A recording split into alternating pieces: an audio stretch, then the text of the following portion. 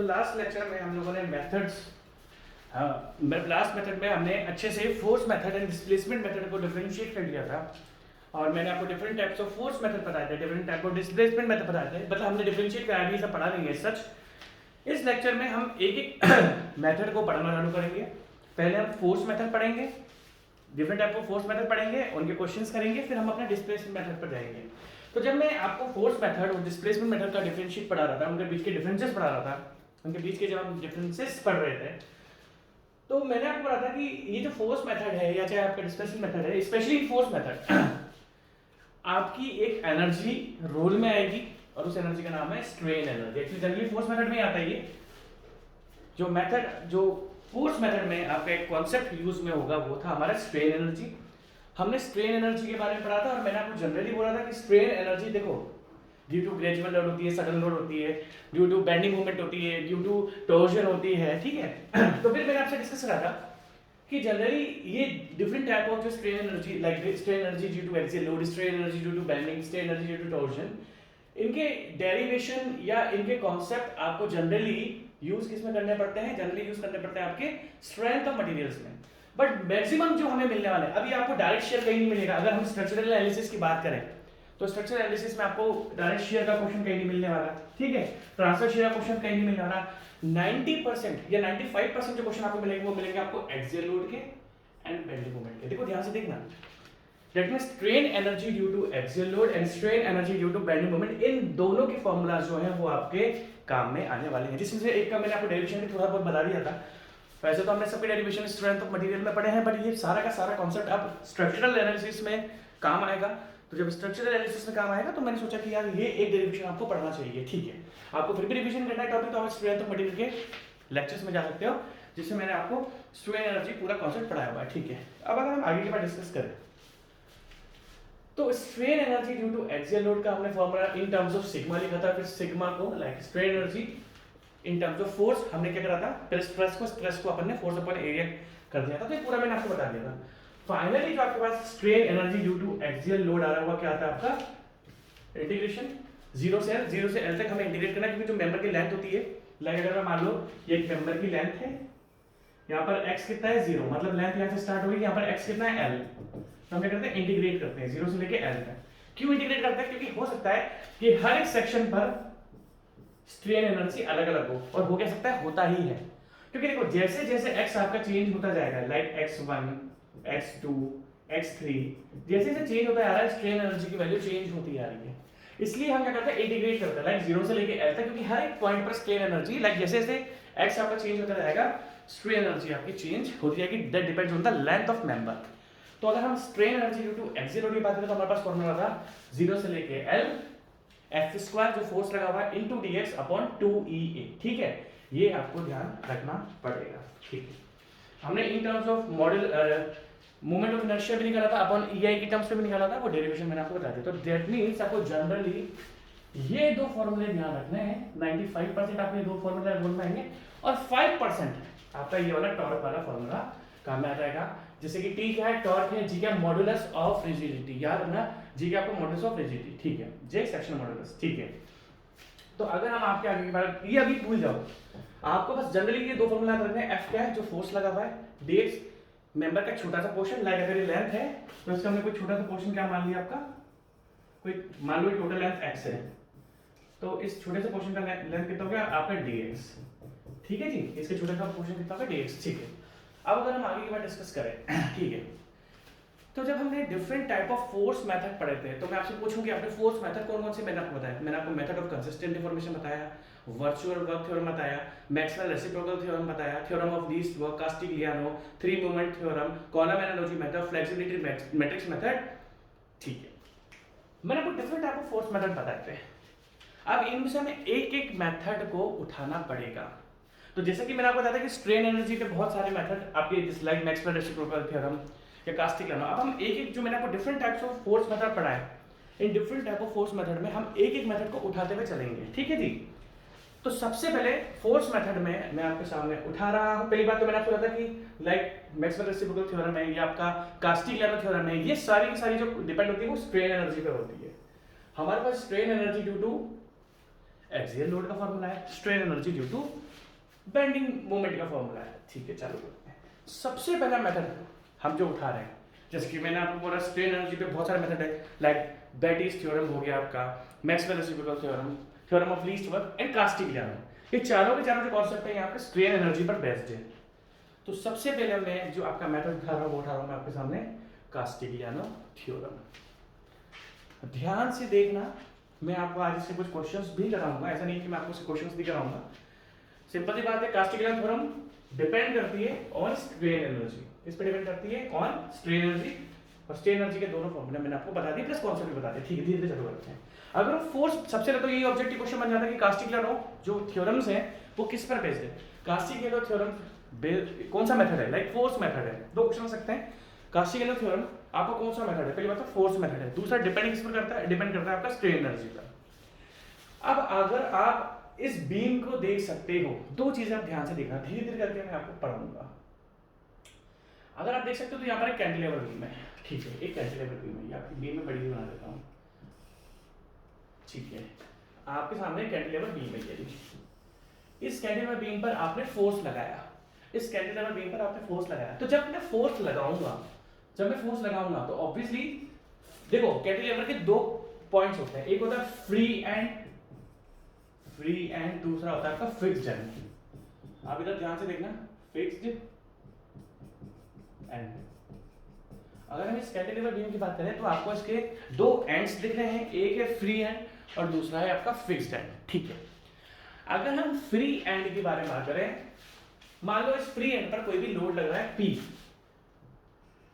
इस free and पर कोई भी लोड लग रहा है P, तो ऑब्वियसली जब P लगेगा तो इस लाइक मान लो ये A है, ये B है, तो अगर मैं आपसे पूछूं कि क्या फिक्स्ड एंड पर डिफ्लेक्शन आता है, तो बोलोगे नहीं सर, फिक्स्ड एंड पर डिफ्लेक्शन भी जीरो होता है, स्लोप भी जीरो होता है।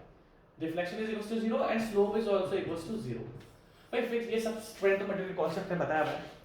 फिक्स्ड एंड पर ना तो स्लोप होता है ना डिफ्लेक्शन होता है, बट हाँ फिक्स्ड एंड को छोड़ के, लाइक अगर मैं बात करूं कि यहाँ पर डिफ्लेक्शन है तो बोलोगे हाँ सर यहाँ पर डिफ्लेक्शन है, और आप देख सकते हो सर ये रहा डिफ्लेक्शन आपके सामने, ये रहा डिफ्लेक्शन, और यहीं पर अगर मैं क्या करूं, एक हॉरिजॉन्टल लाइन डाल दूं तो इनके बीच में एक एंगल भी दिख रहा है।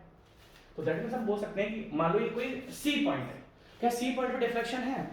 हाँ बोलोगे सर सी पॉइंट पे तो बिल्कुल डिफ्लेक्शन है, आप देख सकते हो सी पॉइंट पे डिफ्लेक्शन आपको दिख रहा है। ठीक है, तो मैं आपसे क्या डिस्कस करूंगा, अगर सी पॉइंट पर आपको डिफ्लेक्शन दिख रहा है तो उसी तरीके से ए पॉइंट पर भी डिफ्लेक्शन है। और अगर मैं आपसे पूछूं कि कैंटिलीवर में सबसे ज्यादा डिफ्लेक्शन किस पॉइंट पर होता है, तो बोलोगे सर जो फ्री एंड होता है ना, यहाँ पर मैक्सिमम डिफ्लेक्शन होता है। हम डिफ्लेक्शन को किससे रिप्रेजेंट कर रहे हैं, आप चाहो डेल से रिप्रेजेंट करो, डिफ्लेक्शन को मैं यहाँ पर किससे रिप्रेजेंट कर रहा हूँ, मैं बता देता हूँ, मैं आपको y से रिप्रेजेंट कर रहा हूँ और मैं डेल से रिप्रेजेंट करता हूँ, डेल्टा से रिप्रेजेंट करता हूँ। ठीक है, डिफ्लेक्शन को हम दो टर्म से रिप्रेजेंट कर रहे हैं।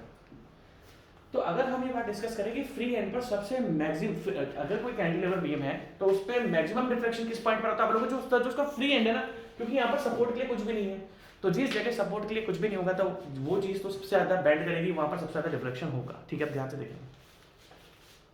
अब बात ऐसी है, कास्टिग्लियानो थ्योरम आपके सामने क्या बोलती है, कास्टिग्लियानो थ्योरम आपके सामने बोलती है कि कोई भी आपका मेंबर है, जनरली लीनियर इलास्टिक है, मतलब इलास्टिक मटेरियल है। कास्टिग्लियानो थ्योरम आपसे क्या बोलती है कि अगर आपके पास एक ऐसा मेंबर है जो कि इलास्टिक है, लाइक हम स्टील की बात करते हैं तो स्टील आपका लीनियर इलास्टिक होता है, मतलब स्टील इलास्टोप्लास्टिक होता है बट आपका इलास्टिक भी होता है। तो कास्टिग्लियानो फर्स्ट थ्योरम आपसे ये बोलती है कि अगर आपके पास एक ऐसा मेंबर है जो इलास्टिक है प्लस उसमें टेम्परेचर कांस्टेंट है, देखो क्या लिखा हुआ है, टेम्परेचर इज कांस्टेंट, उसका टेम्परेचर कांस्टेंट हो, प्लस उसके जो सपोर्ट्स है वो अनयील्डिंग, मतलब उसके उसमें जो सपोर्ट है, अगर मैं आपको बोलूं कैंटिलीवर, इस कैंटिलीवर बीम में आपको सपोर्ट क्या है, आप बोलोगे सर फिक्स सपोर्ट है, तो ये सपोर्ट अपनी पोजीशन से हिलना नहीं चाहिए। सपोर्ट्स आर अनयील्डिंग, अनयील्डिंग का मतलब क्या है, सपोर्ट में सेटलमेंट होना चाहिए। लाइक हमने जब स्ट्रेंथ ऑफ मटेरियल पढ़ा था तो हमने देखा था एक ऐसी बीम थी, फिर हमने क्या करा था, एक सेट, ये सपोर्ट सेटल हो गया था इस तरीके से, ये सपोर्ट सेटल हो गया था इस तरीके से, तो ये इनके बीच में क्या आ गया, डिफ्लेक्शन आ गया, तो इसको बोलते हैं यील्डिंग ऑफ सपोर्ट्स, मतलब सपोर्ट अपनी पोजीशन से हिल रहा है। बट कास्टिग्लियानो थ्योरम क्या बोलती है कि अगर आपके पास एक ऐसा मेंबर है जो इलास्टिक है, लाइक स्टील एक इलास्टिक होता है, प्लस उस पर टेम्परेचर कांस्टेंट है, टेम्परेचर ज़्यादा बढ़ नहीं था, मतलब उसके अंदर temperature stresses develop. Strength of material में मैंने आपको टेम्परेचर स्ट्रेसेस भी बताया कि किस तरीके से टेम्परेचर स्ट्रेसेस डेवलप होते हैं, बट कास्टिक आयरन क्या बोलता है कि टेम्परेचर स्ट्रेसेस भी उसके अंदर ज़्यादा होने नहीं चाहिए, प्लस उसके सपोर्ट्स में मतलब यील्ड नहीं करने चाहिए, यील्ड मतलब उसके सपोर्ट्स में सेटलमेंट नहीं होना चाहिए या हिलने नहीं चाहिए। तो Castigliano first theorem, there are दो थ्योरम होती है कास्टिक आयरन की, Castigliano first theorem and Castigliano second theorem. Castigliano की दो थ्योरम्स हैं। पहले हम कास्टिक आयरन फर्स्ट थ्योरम पढ़ेंगे, सेकंड भी पढ़ेंगे, बट हम पहले फर्स्ट थ्योरम पे क्वेश्चन करेंगे, फिर हम सेकंड थ्योरम पे क्वेश्चन करेंगे। और ऐसे क्वेश्चन मैं कराता हूँ जो आपको एग्जाम में, मैं ऐसे स्टैंडर्ड क्वेश्चन आपको कराऊंगा जो आपको एग्जाम से मिलेंगे, उससे अलग नहीं मिलेगा कुछ भी। देखो जी, हम बुराई, दुनिया भर की बुराई है हमारे अंदर कि हम इरेगुलर है, बट इतना श्योर है जितना पढ़ा है ना उससे बाहर कुछ नहीं आने वाला। और जिस दिन रेगुलर तो होंगे भाई बहुत, मैंने आपको बताया हेल्थ इश्यूज थे तो थोड़ा, अब मैंने सब कुछ जुगाड़ कर लिया। मैंने क्या करा, एक टच पैड आता है, आपने देखा होगा लैपटॉप में एक टच पैड लग जाता है उसमें, तो अब मैं इस कंडीशन में हूँ कि अगर मैं किसी भी जगह रहा ना तो मैं अपने लेक्चर्स बना सकता हूँ। मैं तो आपसे पूछ रहा हूँ सेकंड सब्जेक्ट बता दो, आप लोग बता ही नहीं रहे हो, मैं चालू करूँ? ठीक है चालू करते हैं। तो कास्टिक आयरन ने क्या बोला, ये सब मैं मिटा सकता हूँ, मिटा देता हूँ ना, ये आप लिखने की जरूरत नहीं है, थोड़ा बता दिया। कास्टिक आयरन ने बोला कि अगर आपके पास कोई स्टील मेंबर है या फिर ऐसा मेंबर है जो इलास्टिक है, प्लस उसके अंदर टेम्परेचर कांस्टेंट है, प्लस उसके जो सपोर्ट्स है वो अनयील्डिंग है, मतलब सपोर्ट्स अनयील्डेड है, मतलब सपोर्ट्स में सेटलमेंट नहीं हो रहा, तो कास्टिक आयरन फर्स्ट थ्योरम क्या बोलती है, आपने एक टर्म पढ़ी थी स्ट्रेन एनर्जी, जिसको हम किससे रिप्रेजेंट कर रहे थे, यू से, U equals to strain energy. अब देखो आपने एक टर्म पढ़ी होगी, एक होता है पार्शियल डेरिवेटिव और एक होता है डेरिवेटिव, पार्शियल डेरिवेटिव और एक होता है डेरिवेटिव। लाइक मैं आपसे पूछूं, अगर मैं आपसे बोलूं डेरिवेटिव क्या होता है, लाइक मैं बता देता हूं, पूरा का पूरा du by dx। लाइक आपने देखा होगा जो डेरिवेटिव को स्मॉल d से रिप्रेजेंट होता है और पार्शियल डेरिवेटिव इससे रिप्रेजेंट होता है, डेल। पार्शियल डेरिवेटिव किससे यूज होता है, डेल से, ठीक है, ये डेल। अब पार्शियल डेरिवेटिव और फुल्ली डेरिवेशन में या डेरिवेटिव में क्या डिफरेंस है, देखो पार्शियल डेरिवेटिव क्या बोलता है कि कोई एक फंक्शन है, लाइक स्ट्रेन एनर्जी है, अब ध्यान से देखना स्ट्रेन एनर्जी किस किस पर डिपेंड है, अब ध्यान से देखना। अगर मैं इस फॉर्मूले की बात करूं तो स्ट्रेन एनर्जी किस किस पर डिपेंड है, भाई स्ट्रेन एनर्जी तो फोर्स पर भी डिपेंड है। अब ध्यान से लिखना, यहाँ पर स्ट्रेन एनर्जी के फॉर्मूले में क्या क्या आ रहा है, एक तो फोर्स आ रहा है, एक लेंथ आ रही है, लाइक मैं बोलूं यहाँ पर फोर्स आ रहा है, यहाँ पर लेंथ आ रही है, यहाँ पर यंग्स मॉडुलस ऑफ इलास्टिसिटी आ रहा है और यहाँ पर एरिया आ रहा है। तो स्ट्रेन एनर्जी बहुत सारे फैक्टर्स पर डिपेंड है, किस किस पर, कौन कौन से फंक्शंस पर डिपेंड है। अगर मैं आपसे बोलूं कौन कौन से वेरिएबल्स पर डिपेंड है, वेरिएबल्स मतलब जो चेंज होते हैं, लाइक अगर फोर्स चेंज होगा तो स्ट्रेन एनर्जी, वेरिएबल्स किसको बोलते हैं जो बार बार चेंज होते हैं, अगर फोर्स चेंज होगा तो स्ट्रेन एनर्जी चेंज हो जाएगी, अगर लेंथ चेंज होगी तो स्ट्रेन एनर्जी चेंज हो जाएगी, वेरिएबल्स मतलब जो चेंज होते हैं, अगर एरिया चेंज होगा तो स्ट्रेन एनर्जी चेंज होगी, Young's modulus of elasticity change हुआ तो दैट मींस स्ट्रेन एनर्जी एक ऐसा फंक्शन है, स्ट्रेन एनर्जी एक ऐसा फंक्शन है जो बहुत सारे वेरिएबल्स पर डिपेंड है। किस किस पर डिपेंड है, स्ट्रेन एनर्जी एक ऐसा फंक्शन है, अगर मैं एक्सियल लोड की बात करूं तो है ना, लाइक अगर मूवमेंट पर रहूंगा तो फिर वो मूवमेंट पे भी डिपेंड हो जाएगा, मूवमेंट ऑफ इनर्शिया पे भी डिपेंड हो जाता है, ठीक है। तो अगर हम फंक्शन की बात करें, स्ट्रेन एनर्जी एक ऐसा फंक्शन है जो बहुत सारे like force, length, Young's modulus of elasticity and area, इन चारों पर स्ट्रेन एनर्जी यहाँ पे डिपेंड है। अब पार्शियल डेरिवेटिव का मतलब क्या होता है कि इस फंक्शन को हमने किसी एक के रेस्पेक्ट में डिफरेंशिएट करा, मतलब डिफरेंशिएट करा। अगर मान लो एक फंक्शन बहुत सारे वेरिएबल्स पर डिपेंड है, जो कि आप देख सकते हो कि यहाँ पर दुनिया भर के वेरिएबल्स पर स्ट्रेन एनर्जी डिपेंड है, तो अब अगर मैं इस स्ट्रेन एनर्जी को किसी एक के रेस्पेक्ट में डिफरेंशिएट करता हूँ, इंटीग्रेशन डिफरेंशिएशन तो पता है ना, प्लीज अब ये मत बोलना सर इंटीग्रेशन डिफरेंशिएशन पढ़ा दो, पढ़ा देता है अगर ज्यादा रोल में आ रहा है तो, ज्यादा रोल में आता नहीं, बट आपको पता है इंटीग्रेशन कैसे होता है, डिफरेंशिएशन कैसे होता है ना। इंटीग्रेशन डिफरेंशिएशन आपको पता है तो मुझे पढ़ाने की जरूरत नहीं है, और इतना है भी नहीं कि मैं आपको पढ़ाऊं, ठीक है। अब हम अगर पार्शियल डेरिवेटिव की बात करें तो इस फंक्शन को हम किसी एक के रेस्पेक्ट में डिफरेंशिएट करते हैं। अब अगर आप ध्यान से देखो तो दैट मींस समझ में आई बात कि पार्शियल डेरिवेटिव का मतलब क्या है कि एक फंक्शन है जो डिफरेंट नंबर ऑफ वेरिएबल्स पर डिपेंड है, बट हम उसको बस किसी एक के रिस्पेक्ट में डिफरेंशिएट कर रहे हैं। तो देखो द फर्स्ट, अब कास्टिक आयरन फर्स्ट थ्योरम क्या बोलती है, आपको पता है भाई, देखो अगर हम इस मेंबर की बात करें तो यहां पर आपका फोर्स लग रहा है P, इस फोर्स की वजह से यहाँ पर आपको मिल रहा है मैक्सिमम डिफ्लेक्शन।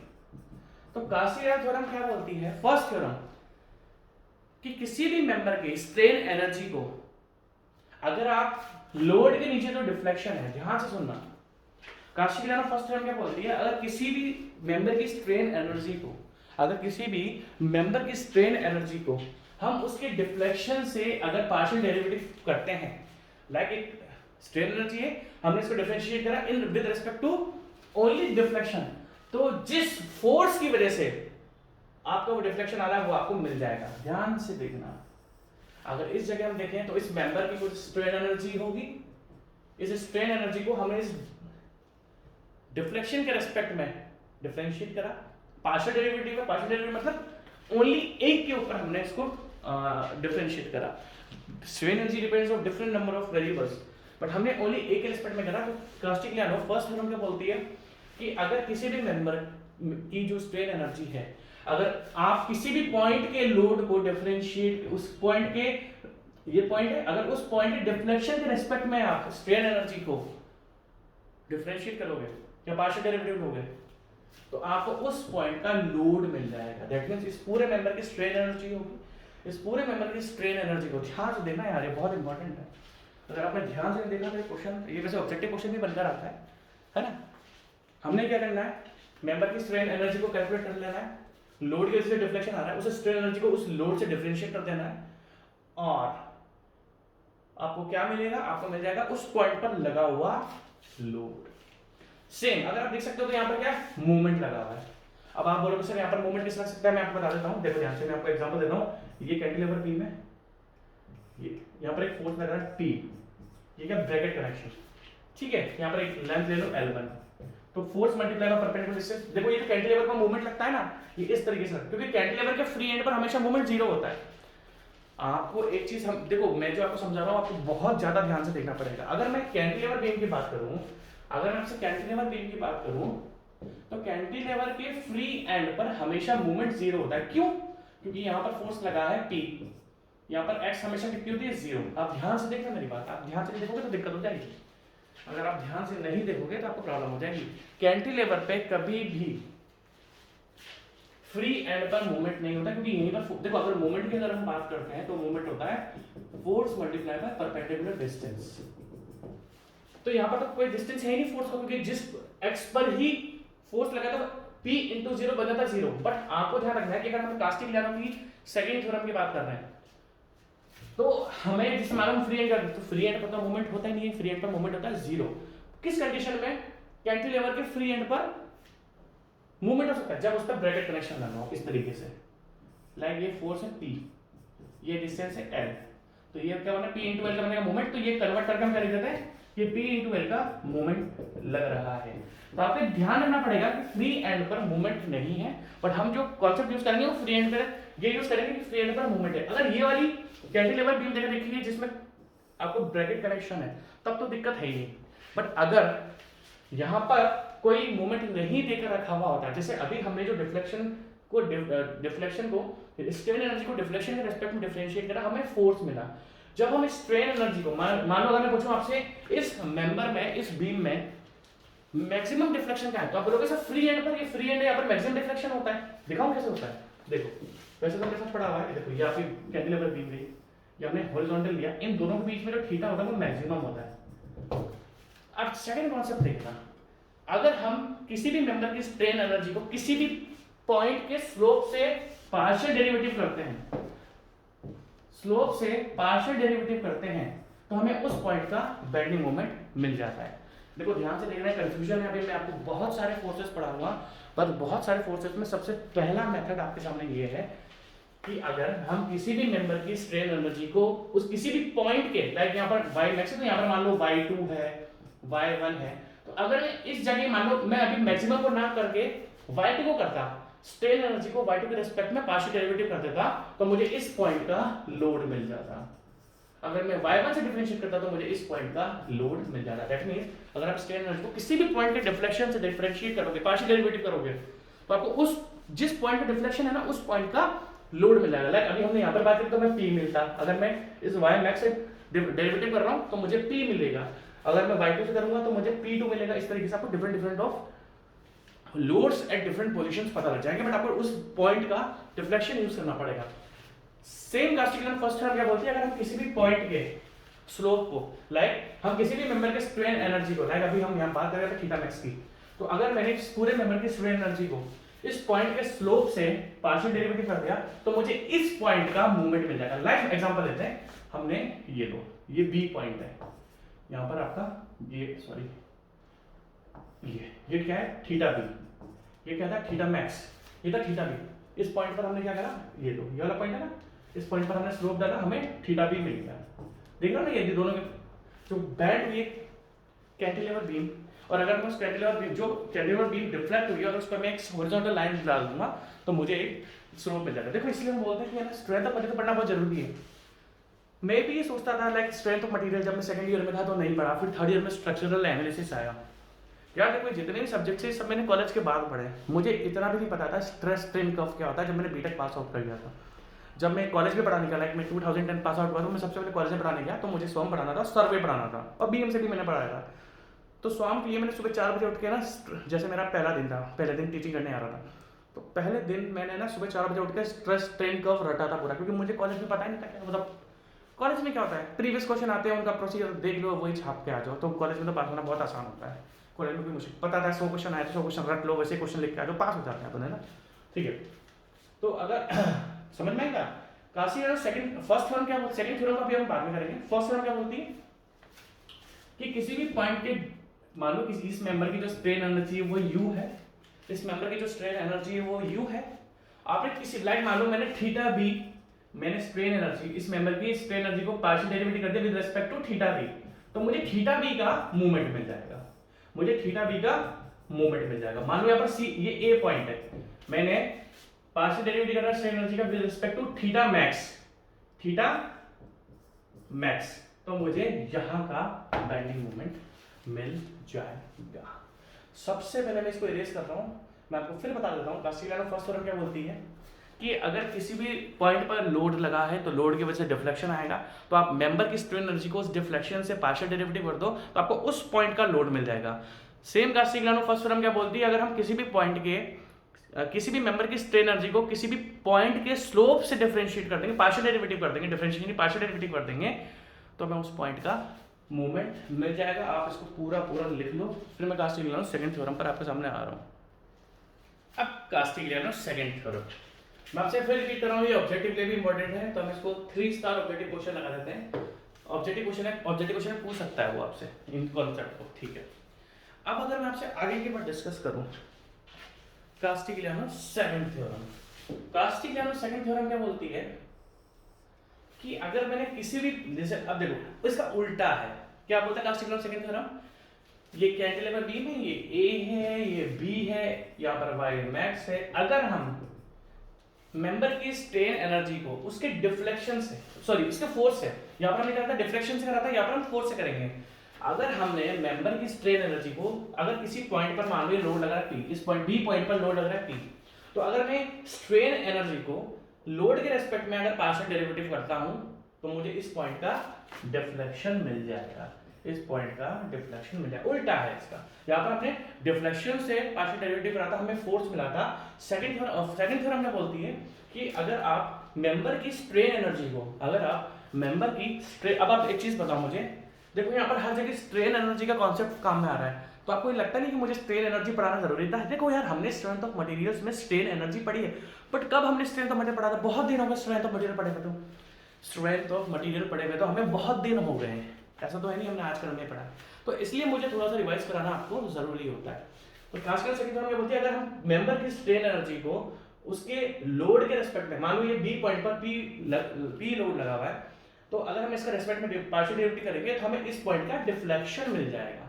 उसी तरीके से सेकंड थ्योरम ये क्या बोलती है कि अगर मान लो यहाँ पर कोई स्ट्रेन एनर्जी को मैं मूवमेंट के इस, मान लो बी पॉइंट है, कोई भी पॉइंट हो सकता है, जरूरी नहीं है बी पॉइंट हो, अब ये बात समझना कि सर आप तो फ्री है, कोई भी पॉइंट हो सकता है, ऐसा जरूरी नहीं है कि आपको फ्री एंड ही लेना है, आप ये पॉइंट भी ले सकते हो, ये पॉइंट भी ले सकते हो, कोई भी पॉइंट ले सकते हो, है ना। तो कास्टिग्लियानो सेकंड थ्योरम क्या बोलती है, एक तो कि भाई स्ट्रेन एनर्जी को लोड के रेस्पेक्ट करके आपको डिफ्लेक्शन मिल जाएगा। दूसरा, अगर हम इस बी किसी भी पॉइंट इस मान लो स्ट्रेन एनर्जी तो हम मेंबर की फुल लेंगे, हम क्या करेंगे मेंबर की स्ट्रेन एनर्जी को मान लो हमने अभी बी केस बता रहा हूँ, उसके मूवमेंट के रिस्पेक्ट में अगर हम पार्शियल डेरिवेटिव करेंगे तो उस पॉइंट का हमें स्लोप मिल जाएगा। मान लो अभी ये बी पॉइंट था तो movement at B, slope at B. मान लो अभी कोई भी पॉइंट आपके पास सी, सेम पार्शियल डेरिवेटिव करो with respect to movement at C, आपको स्लोप एट सी मिल जाएगा। देखो यहां पर मैंने बी के लिए लिखा, ये बी था, यहां पर मैंने सी के लिए लिख दिया। अब इसको आप लिख लो क्योंकि अब मैं थोड़ी देर में आपके सामने क्वेश्चन स्टार्ट करना चालू कर रहा हूं। ठीक है जी, एक काम करता हूं मैं दोनों के, देखो दोनों थ्योरम अगर पढ़ने में सोच रहा था कि पहले आपको फर्स्ट थ्योरम पढ़ाऊंगा और फर्स्ट थ्योरम के क्वेश्चंस करा दूंगा, बट छोटी सी थ्योरम थी तो मैंने सोचा कि छोटी सी थ्योरम दोनों में पढ़ा देते हैं। तो देखो अब आपको ध्यान रखना है कि Castigliano first theorem and Castigliano second theorem मैंने आपको दोनों पढ़ा दी है। आपको खुद एनालाइज करना है कि आपको कौन सी थ्योरम को यूज करना है। ठीक है जी, सोचा था पहले फर्स्ट करा के क्वेश्चन करा दूंगा, बट फिर छोटा सा पॉइंट है तो मैंने दोनों ही थ्योरम आपको पढ़ा दी। अब मैं आपको मिक्स क्वेश्चंस कराऊंगा, आपको खुद पहचानना है कि आप कौन सी थ्योरम को यूज करोगे। ठीक है, छोटा सा कॉन्सेप्ट था, क्वेश्चन आएंगे बट छोटे छोटे से कॉन्सेप्ट हैं, फिर हम क्वेश्चन करेंगे। ठीक है, तो Castigliano first and second theorem आपको पता लगी। आपको बस इधर रखना है कि कास्टिग्लियानो फर्स्ट थ्योरम आपको फोर्स देती है एंड आपको मूवमेंट देती है, वहीं पर जो सेकंड थ्योरम मैंने आपको बताया वो आपको डिफ्लेक्शन एंड स्लो दे रही है। देखो आपको ये ध्यान रखना है कि अगर मुझे किसी भी क्वेश्चन में फोर्स या मूवमेंट फाइंड करना है तो मैं कास्टिग्लियानो फर्स्ट थ्योरम कैलकुलेट करूंगा, यूज करूंगा। और अगर मुझे किसी भी क्वेश्चन में स्लोप एंड डिफ्लेक्शन फाइंड करना है, अगर किसी भी मेंबर में मुझे स्लोप और डिफ्लेक्शन फाइंड करना है तो मैं कास्टिग्लियानो सेकंड थ्योरम को यूज करूंगा।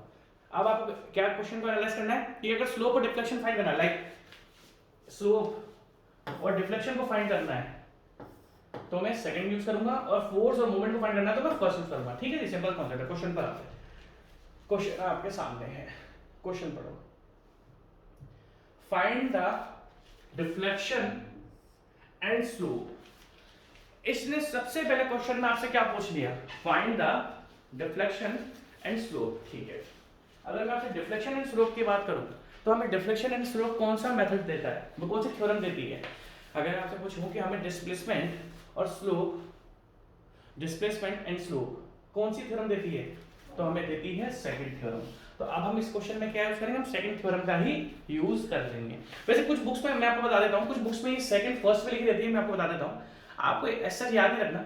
कुछ बुक्स में ये सेकंड थ्योरम फर्स्ट लिखी रहती है, फर्स्ट सेकंड लिखी रहती है। कहने का मतलब कई जो नीचे वाला क्वेश्चन है ना डिफ्लेक्शन स्लोप वाला, ये ऊपर लिखा मिलेगा, और कुछ बुक्स में ये फोर्स और मूवमेंट वाला नीचे लिखा मिलेगा, तो उसमें कंफ्यूज नहीं होना।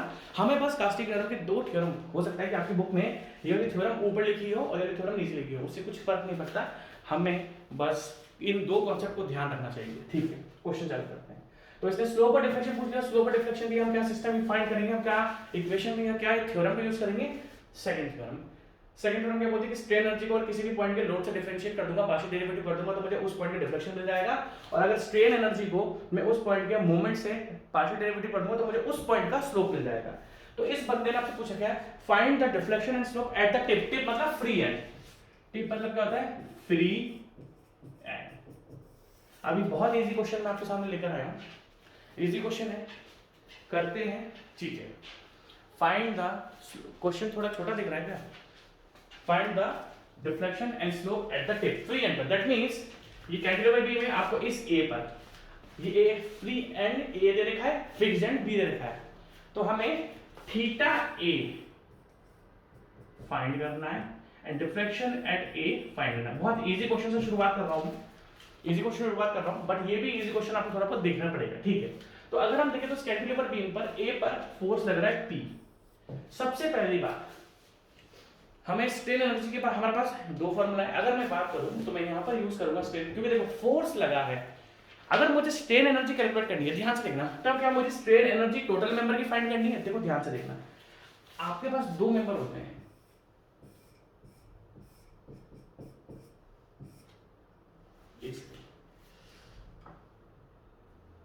आप ध्यान से देखना, मैंने आपको बोला कि यहां पर एक लोड लगा है, आप बोलोगे हाँ। अगर स्ट्रेन एनर्जी, देखो ये दो मेंबर आपके सामने है, P इस P की वजह से पूरे मेंबर में हर पॉइंट पर सेम स्ट्रेन एनर्जी जनरेट होगी। बट अगर हम ऐसा मेंबर बात करते हैं P, तो यहाँ पर जैसे जैसे लेंथ चेंज हो जाती है, क्योंकि स्ट्रेन एनर्जी का जो फॉर्मूला है उसमें लेंथ का कॉन्सेप्ट है। अगर आप स्ट्रेन एनर्जी की बात करो, अगर हम स्ट्रेन एनर्जी की बात करते हैं तो देखो यहाँ पर भी लेंथ है और यहाँ पर भी लेंथ है। लेंथ मतलब dx मतलब क्या होता है, मेंबर का छोटा सा हिस्सा। अगर हम बात करें कि dx मतलब क्या होता है, तो dx मतलब होता है मेंबर का छोटा सा हिस्सा।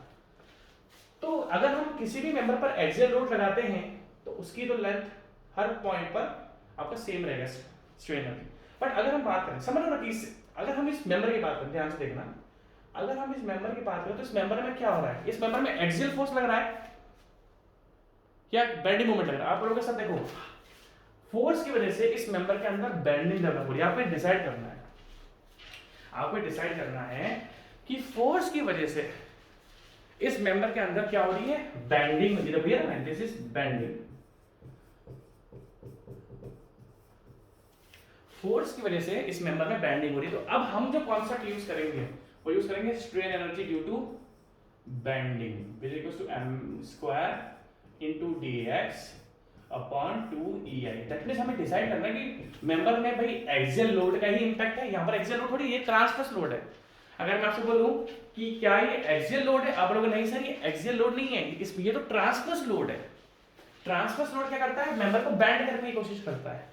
ट्रांसवर्स लोड का मतलब क्या होता है, जो लेंथ के परपेंडिकुलर लगा हुआ है। What does transverse load means, जो लोड मेंबर की परपेंडिकुलर, जो लोड मेंबर की लेंथ के परपेंडिकुलर है। तो देखो मेंबर की लेंथ क्या है, L, इस L के परपेंडिकुलर है, ट्रांसवर्स लोड है, और ट्रांसवर्स लोड के कारण मेंबर में क्या होती है, बेंडिंग। तो दैट मींस हम इस जगह यूज करेंगे strain energy due to bending, जिसका formula m square into dx upon 2EI।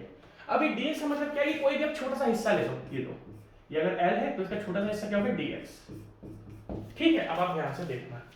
अब हम क्या करते हैं, हमें सबसे पहले डिफ्लेक्शन फाइंड करना है और उसके बाद स्लोप फाइंड करनी है। हमें इस मेंबर का डिफ्लेक्शन फाइंड करना है, स्लोप। डिफ्लेक्शन का फाइंड करना है ए पर फाइंड, डिफ्लेक्शन का फाइंड करना है ए पर फाइंड करना है, फ्री एंड पर, एट द टिप, टिप मतलब फ्री एंड। और स्लोप भी हमें कहां फाइंड करना है, ए पर ही फाइंड करना है। दैट मींस दोनों जगह हमें ये ही, मतलब ए पर ही हमें दोनों फाइंड करने हैं। ठीक है, अब अगर मैं आपसे आगे की बात डिस्कस करूं तो सबसे पहले हम क्या करते हैं, कोई भी dx लेते हैं। मान लो मैंने यहां से छोटा सा पोर्शन ले लिया x, भाई हमें कोई बीम का, क्योंकि देखो इंटीग्रेट लिखा है ना, dx का मतलब क्या होता है कि आपने छोटा सा, अगर देखो अगर मैं आपको बोलूं इस फॉर्मूले में dx का मतलब क्या होता है कि आपने मेंबर का छोटा सा पोर्शन लिया और फिर इसको, देखो मेंबर की लेंथ कितनी है L, हमने मेंबर का छोटा, हम क्या करेंगे, मेंबर की छोटे से हिस्से की इक्वेशन बनाते हैं और फिर उसको हम इंटीग्रेट कर देते हैं। हम क्या करते हैं, मेंबर से छोटा सा पोर्शन लेते हैं, लाइक dx में, dx क्या रिप्रेजेंट करता है कि जो भी मेंबर है आपने उसका एक छोटा सा टुकड़ा ले लिया, तो हम क्या करेंगे, छोटा, दैट मींस हम छोटे से पोर्शन को लेके पूरा इंटीग्रेट कर देंगे। तो अपन क्या करते हैं, हम x तक एक इक्वेशन बनाते हैं। हमने क्या करा, ये जो dx से कितनी दूरी पर है, x पर। आप ध्यान से देखना, अगर मैं पूछूं कि इस पॉइंट पर मोमेंट की इक्वेशन क्या है, तो आप बोलोगे सर मोमेंट, अब देखो कॉन्सेप्ट क्या है, moment is equals to force multiply by perpendicular distance. Force multiply by perpendicular distance. अगर हम मोमेंट की बात करते हैं तो मोमेंट क्या है, force multiply by perpendicular distance. अब इस बीम में क्या हो रही है, अब साइन कन्वेंशन मतलब सैगिंग होगी। देखो ये सैगिंग होती है, अगर बीम की ऐसी शेप होती है, ये होती है सैगिंग, इसमें हम बेंडिंग मोमेंट को लेते हैं पॉजिटिव, चाहे लेफ्ट से स्टार्ट करो चाहे राइट से, क्योंकि आप में हमेशा कॉन्सेप्ट, देखो मैंने स्ट्रेंथ ऑफ मटेरियल में आपको साइन कन्वेंशंस बहुत जबरदस्त तरीके से पढ़ा के रखे हुए हैं, तो मेरे साइन कन्वेंशन भूलना मत। अगर बीम में सैगिंग होती है तो चाहे लेफ्ट से मैं ए से स्टार्ट करूंगा तो भी पॉजिटिव लूंगा, मैं बी से स्टार्ट करूंगा, मतलब बीम का दोनों हिस्से से मैं स्टार्ट करूंगा उसमें मैं पॉजिटिव लूंगा। दूसरी शेप होती है हॉगिंग, ये हॉगिंग, हॉगिंग में बेंडिंग मोमेंट नेगेटिव लिया जाता है। सारे कॉन्सेप्ट बता रखे क्यों लिया जाता है, कहां लिया जाता है, सब बता रखा है यार, है ना। अब ये स्ट्रेंथ ऑफ मटेरियल कॉन्सेप्ट में आपको ज्यादा नहीं बता सकता, हाँ ये बता रहा हूं मैं कि अगर बीम में आपका हॉगिंग हो रहा है, अगर बीम के अंदर आपका हॉगिंग हो रहा है तो हॉगिंग में जो बेंडिंग मोमेंट आता है वो होता है पॉजिटिव, और बीम में अगर सॉरी सैगिंग, अगर बीम में सैगिंग हो रहा है, अगर बीम में सैगिंग हो रहा है तो बेंडिंग मोमेंट होता है पॉजिटिव। मतलब मैंने यहाँ पे गलती से हॉगिंग बोल दिया था, इसको हॉगिंग ये होता है ना। सैग मतलब लटक जाना, हॉग मतलब ऊपर से इस तरीके से, this is sagging, this is hugging, इस शेप है। अगर मैं आपसे पूछूं ये कौन सी शेप है, तो आप इन दोनों शेप से देख लो। देखो ये होता है हॉगिंग, ये होता है सैगिंग। हॉगिंग इस शेप, ये शेप है हॉगिंग की, तो देखो ये शेप हॉगिंग है, ये शेप क्या आपकी हॉगिंग है। और जब हम हॉगिंग शेप को यूज करते हैं तो हम सबसे पहला जो मूवमेंट लेंगे, चाहे वो लेफ्ट से लो चाहे वो राइट से लो, उस जगह आपका मूवमेंट कितना होता है, तो उस जगह आपका मूवमेंट क्या रहता है, नेगेटिव। ठीक है, तो आप देख सकते हो कि इस कैंटिलीवर बीम में हॉगिंग आ रही है, और हॉगिंग के केस में हम जो बेंडेड मोमेंट लेंगे वो क्या लेंगे, नेगेटिव। ठीक है, तो अगर मैं आपसे बात करूं मूवमेंट की, movement at any X distance, उस एक्स को हम डिफरेंशिएट इंटीग्रेट कर देंगे तो हमें पूरी लेंथ मिल जाएगा। अब देखो ये क्या है, यहाँ पर ये है आपका हॉगिंग। हॉगिंग में सबसे पहला मूवमेंट का फॉर्मूला क्या होता है, फोर्स मल्टीप्लाई, फोर्स कितना है p, कोई भी x डिस्टेंस कितनी है, x परपेंडिकुलर, देखो हम x डिस्टेंस, देखो फोर्स p है, डिस्टेंस परपेंडिकुलर डिस्टेंस x, और हम सिंबल साइन कन्वेंशन यूज करेंगे माइनस, माइनस p x, क्यों लिया माइनस p x, क्योंकि हॉगिंग शेप और हॉगिंग में जो मोमेंट लेते हैं वो नेगेटिव लेते हैं। अब हम इस वैल्यू को किस में रख देते हैं, हम इस फॉर्मूले में like strain energy at any x distance, strain energy at any x distance is equal to 0 से लेके l m स्क्वायर। अब m की जगह मैं क्या वैल्यू पुट कर रहा हूं, जो मोमेंट है एट x डिस्टेंस। ठीक है, मैं इसको पुट कर देता हूं, माइनस p x का whole square into dx upon 2ei। ठीक है, इसको कर देते हैं हम, तो that means is equal to क्या आ जाएगा, 0 से लेके l p square minus symbol हट जाएगा into x square into dx upon 2ei। ध्यान से देखना, अब हम क्या करेंगे, कांस्टेंट बाहर ले लेंगे, p को बाहर ले लो, 2ei को बाहर ले लो, दैट मींस 0 से लेके l, sorry p square upon 2ei मैं बाहर निकाल रहा हूं, कांस्टेंट है जो इंटीग्रेट नहीं होंगे, और इंटीग्रेट क्या होगा आपका x स्क्वायर इनटू dx। अब x स्क्वायर का इंटीग्रेशन क्या होता है भाई, x का इंटीग्रेशन क्या होता है, x मान लो n है तो x n+1 अपॉन n+1, तो यहाँ पर n का ये इंटीग्रेशन होता है, डिफरेंशिएशन इंटीग्रेशन तो आपको आते होंगे ना यार। अब x स्क्वायर को अगर मैं इंटीग्रेट करूंगा तो क्या आएगा, is equal to p square upon 2ei x cube by 3, x cube by 3, 0 से लेके l पुट कर दो यहाँ पर, that means is equal to p square l cube upon 6ei, 6ei। तो दैट मींस स्ट्रेन एनर्जी, इसको लिखो क्योंकि मैं मिटाने वाला हूं इसको। किस तरीके से मैंने क्वेश्चन सॉल्व करा आपको लिखना पड़ेगा।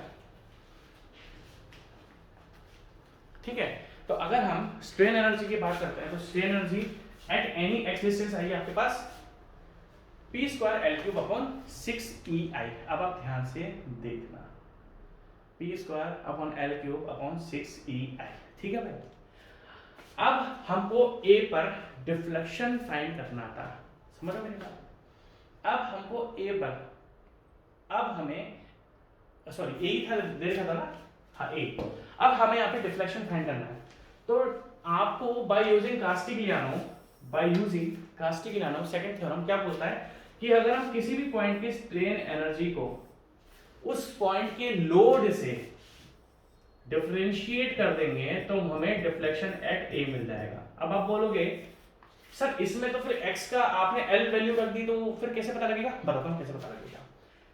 आप बोलोगे सर ये तो आपने पूरी, आप तो बात कर रहे थे कि सर किसी भी पॉइंट पर, हाँ मैं बात कर रहा हूँ किसी भी, आप बोलोगे सर देखो सर आपने x का इक्वेशन बनाई तो समझ में आ रहा था किसी भी पॉइंट पर हम फाइंड कर सकते हैं, बट आपने तो सर यहाँ पर x की वैल्यू l रख दी। हाँ क्यों रखी, क्योंकि भैया स्ट्रेन एनर्जी मुझे पूरी मेंबर की फाइंड करनी पड़ती है, और अगर आप ध्यान से देखो तो अभी तक मैं स्ट्रेन एनर्जी ही फाइंड कर रहा था।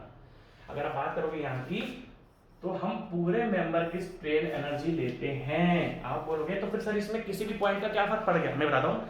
हमें जिस पॉइंट पर, आप बोलोगे ना सर कि सर आपने जब अगर x की वैल्यू l रख दी तो सर हम अब कोई भी पॉइंट है like x1 x2 x3 x4 sir आप कैसे यूज करेंगे, हम उस पॉइंट का लोड यूज करेंगे, हम उस पॉइंट का लोड यूज करेंगे। कहने का मतलब क्या है कि आपको मैंने हमेशा बताया, जब भी मैं आपको कास्टिग्लियानो थ्योरम पढ़ा था मैं बता रहा था कि हम जब भी स्ट्रेन एनर्जी लेते हैं मेंबर की टोटल स्ट्रेन एनर्जी लेते हैं, और जब मेंबर की अगर मैं टोटल स्ट्रेन एनर्जी फाइंड करूंगा तो मुझे मेंबर की लेंथ को l रखना पड़ेगा।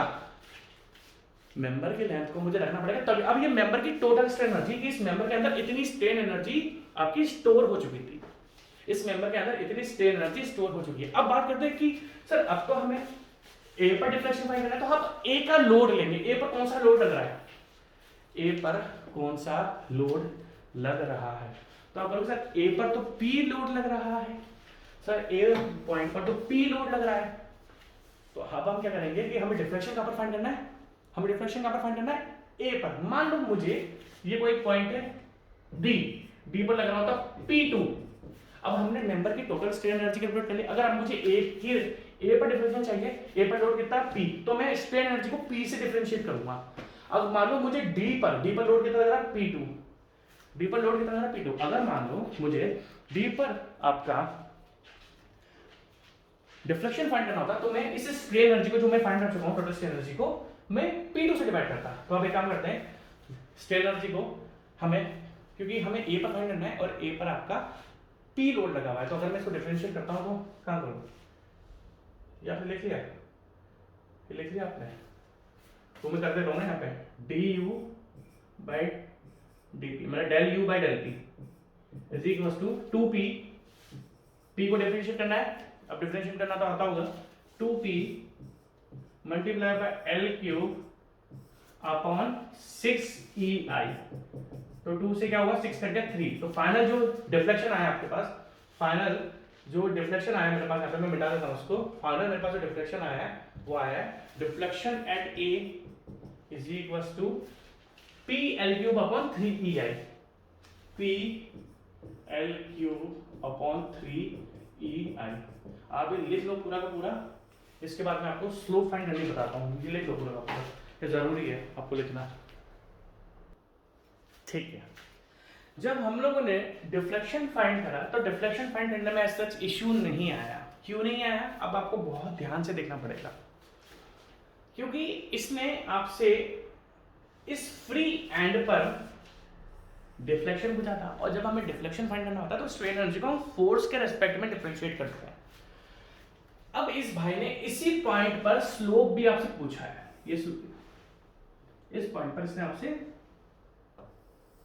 ये स्लोप आ गई थीटा, थीटा ए। और अगर आप कास्टिलियानो थ्योरम की बात करो तो कास्टिलियानो थ्योरम बोलता है कि भैया जिस पॉइंट पर आपको फाइंड करना है उसी पॉइंट पर आपको उसी पॉइंट के मूवमेंट के रेस्पेक्ट में डिफरेंशिएट करना पड़ेगा। जब हमने डिफ्लेक्शन की बात करी तो डिफ्लेक्शन के पॉइंट पे तो P फोर्स यहां पर लगा हुआ है, बट जैसा कि मैंने आपको बताया कि जो कैंटिलीवर बीम होती है उसके फ्री एंड पर हमेशा मूवमेंट 0 के इक्वल होता है। मान लो मैं आपसे सिंपल बात पूछता, मान लो आपसे यहां पर स्लोप पूछता, तो यहां पर तो मूवमेंट 0 के इक्वल नहीं है, यहां पर तो मूवमेंट है।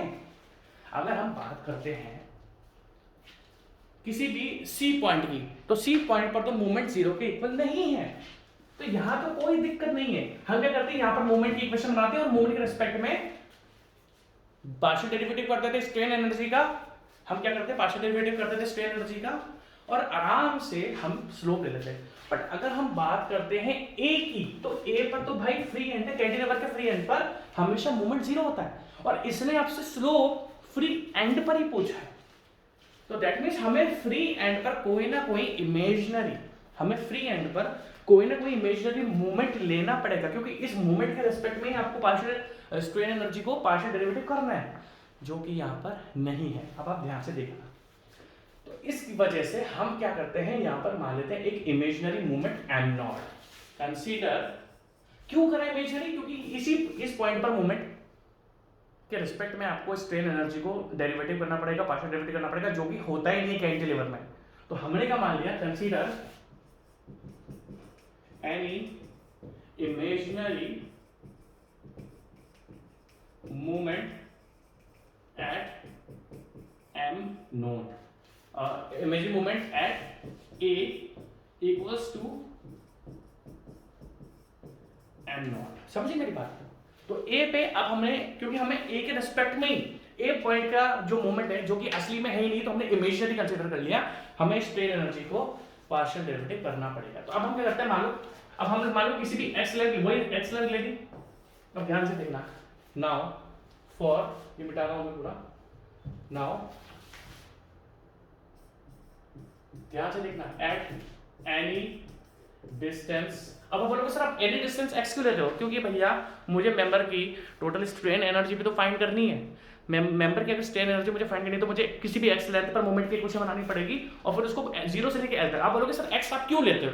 क्योंकि भैया मुझे मेंबर की स्ट्रेन एनर्जी को फाइंड करना है, इसलिए हम क्या करते हैं किसी भी एक्स पर एक मोमेंट इक्वेशन बना लेते हैं ताकि फिर उस एक्स की इक्वेशन को हम इंटीग्रेट करके मेंबर की स्ट्रेन एनर्जी को कैलकुलेट कर लें। आप बोल सकते हो कि सर आप एक्स क्यों ले रहे हो? आप एक काम करो ना सर, इसी एम नोड को आप क्या करो भैया, उसके लिए भी तो स्ट्रेन एनर्जी को आपको कैलकुलेट करना पड़ेगा। आप बोलोगे सर आप एक्स की इक्वेशन क्यों बना रहे हो? For determination of total strain energy. समझे मेरी बात को? आप बोलोगे ना, आपको मन में डाउट हो सकता है कि सर आप एक्स पे इक्वेशन क्यों बना रहे हो, कि सर आप एक काम करो ना, स्ट्रेन एनर्जी को डायरेक्ट एम नोड से पार्शियल डेरिवेटिव कर दो। अरे तो उसके लिए भी तो मुझे स्ट्रेन एनर्जी चाहिए होगी, मैं यही करूंगा भाई। अगर मुझे यहाँ पर deflection at slope eight A find करना है तो स्ट्रेन एनर्जी का कॉन्सेप्ट क्या बोलता है?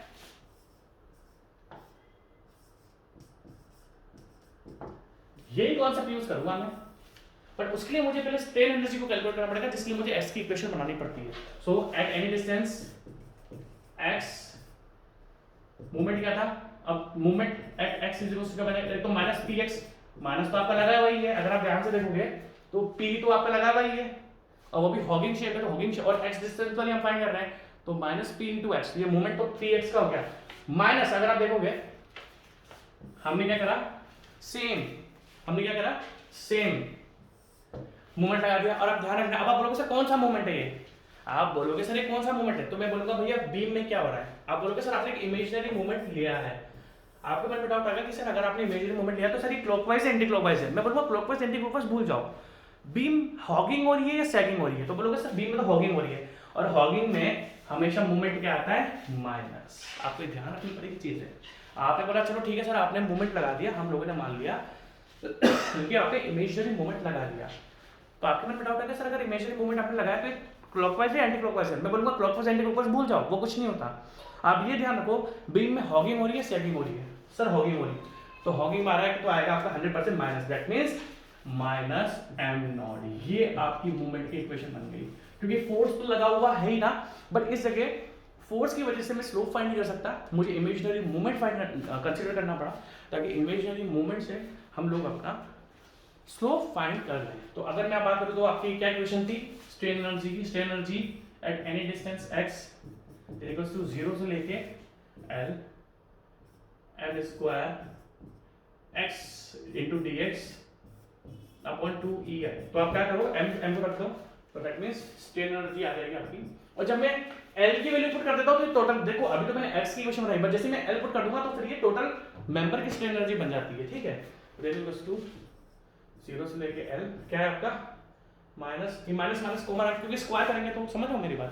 देखो यहाँ पर mx का स्क्वायर है, तो मैं अगर माइनस कॉमन भी ले लूंगा तो फिर बाद में स्क्वायर करूंगा तो माइनस माइनस प्लस बन जाता है, तो मैं डायरेक्ट क्या करता हूँ p, समझिए ना मेरी बात, माइनस कॉमन ले लिया, जैसे माइनस कॉमन लूंगा मैं ब्रैकेट में px प्लस m नॉट आ जाएगा।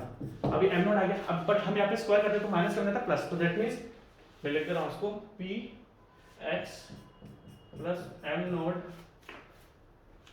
का square into dx upon 2ei। समझ लो मेरी बात, सिंपल धीरे धीरे तरीके से समझना पड़ेगा ये।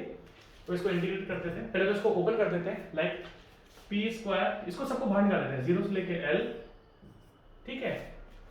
dx अंदर ले जाएगा, बाकी 2ei बाहर आ जाएगा, अपॉन 2ei मैंने बाहर ले लिया। अब अंदर इसको ओपन कर रहा हूं मैं, p square x square plus m not square plus 2ab plus 2p into x into am not और इसका टोटल का इंटू dx, ठीक है? क्योंकि ये अंदर है तो अब इसको इंटीग्रेट करना चालू करता हूँ, इज इक्वल्स टू, देखो 1/2a तो बाहर आ जाएगा, ब्रैकेट इंटीग्रेट करना चालू कर रहा हूँ, p स्क्वायर क्योंकि x के रिस्पेक्ट में करना है, यहाँ पर dx है तो आप ओनली x को डिफरेंशिएट करोगे, p square into x cube by 3, p square into x cube by 3 plus m naught square into x plus 2 p into am not into x square, है ना।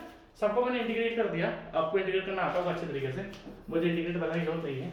मुझे लग रहा है मुझे मिटाना पड़ेगा, आप थोड़ा इसको लिख लो क्योंकि हो सकता है मुझे ऊपर का मिटाना पड़ेगा, क्योंकि मेरी जगह भर गई है तो मैं ऊपर का मिटा दूंगा आपके लिए, ठीक है।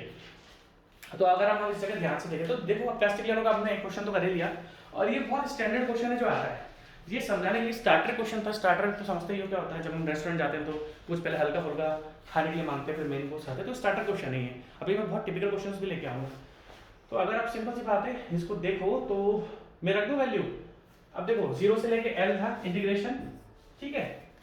तो अब हम क्या करेंगे, x सब में आ रहा है, ठीक है। मैं एक बार देख लूँ, P square x cube by 3 am not square by x plus 2p am not into x square, बिल्कुल परफेक्ट है।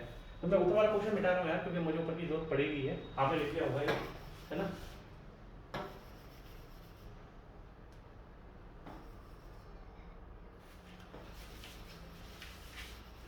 मेरे को बस नीचे वाले इक्वेशन से मतलब इस टाइम पर, तो मैं उस इक्वेशन में छोड़ रहा हूँ बस, ठीक है। स्लो इरेजर है यार, इरेजर बहुत स्लो है हमारा, बहुत स्लो इरेज कर रहा है। चलो कोई बात नहीं, चालू करता हूँ यार, हट जाए बस।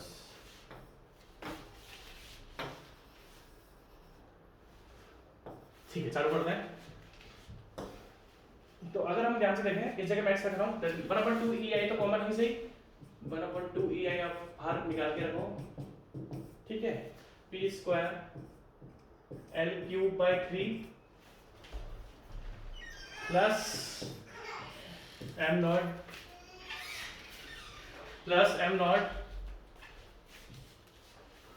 इंटू क्या था, am not square into L, am not square into L, sorry am not square into L plus 2p am not into L square, ठीक है। तो ये आपको टोटल स्ट्रेन एनर्जी आ चुकी है, P square L cube by 3 plus am not square by L multiply L plus 2p am not into L, ठीक है। अब ध्यान से देखना, तो ये इक्वेशन मेरे पास आ चुकी है, ये इक्वेशन मेरे पास आ चुकी है। अब आपको एक चीज ध्यान रखनी है, अब ध्यान से देखना, आपको बहुत ध्यान से देखना पड़ेगा,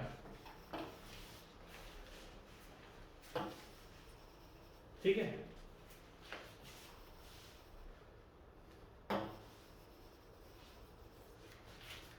ठीक है, देखना ध्यान से। अगर हम यहाँ पर बात करें आगे की, तो हमें ये टोटल स्ट्रेन एनर्जी का फॉर्मूला है। इस स्ट्रेन एनर्जी को हमें मूवमेंट फाइंड, हमें स्लो फाइंड करना था, जिसके लिए हमें जिस पॉइंट पर हमें स्लो फाइंड करना है, हमें उसी का मूवमेंट लेना पड़ता है। तो हमने मूवमेंट माना था इमेजनरी। तो यहाँ से partial derivative of u with respect to m naught will give you slope. तो m नॉट के रिस्पेक्ट में आप इसको डिफरेंशिएट कर दो, 1/2 तो हर कॉमन रहेगा।